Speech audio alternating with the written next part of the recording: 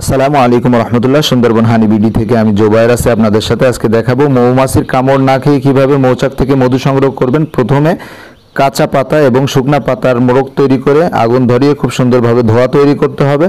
তারপরে নিজেকে সেফ রেখে অত্যন্ত ধোঁয়া দিতে হবে চাকের ভিতরে, যাতে মৌমাছিগুলো পালিয়ে যায়। কোনো মৌমাছিকে মারা যাবে না, হাদিসে নিষিদ্ধ আছে। তারপরে যে অংশটাই মধু আছে শুধুমাত্র সেই অংশটুকু কেটে নিতে হবে, অন্য অংশের মধ্যে বাচ্চা থাকে কাটা যাবে না। আরো সেফটির জন্য এই দোয়াটি পড়ে নিতে পারেন। বিসমিল্লাহির রহমানির রহিম।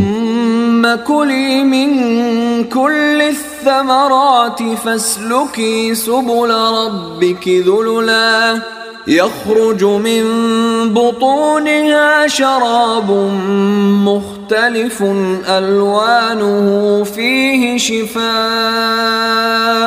لِلنَّاسِ إِنَّ فِي ذَلِكَ لَآيَةً لِقَوْمٍ يَتَفَكَّرُونَ ইন্না ফি যালিকা লাআয়াতান লিকাওমিন ইয়াতাফাক্কারুন। এই পর্যন্ত পড়ে নিলেই হবে। নিজেকে পরিষ্কার রাখবেন, নিজের হাত পরিষ্কার রাখবেন।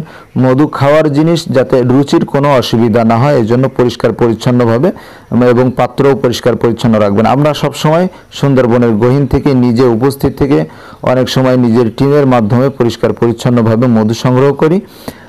সারা বছর পাইকারি মধু বিক্রয় করি। আমাদের গোডাউনে সবসময় সুন্দরবনের চাকের মধু এবং চাষের বিভিন্ন ফুলের মধু আমরা স্টকে রাখি, বাজারজাতকরণ করি। যারা মধুর ব্যবসা করতে চান স্ক্রিনে দেওয়া নাম্বারটিতে যোগাযোগ করবেন। এটি একটি বরকতময় এবং সম্মানজনক ব্যবসা। আমরা পাইকারি বিক্রয় করি সারা বাংলাদেশে। এসে পরিবহন এবং জননী কুরিয়ার সার্ভিসের মাধ্যমে পাঠানো হয়, কুরিয়ারের মাধ্যমে।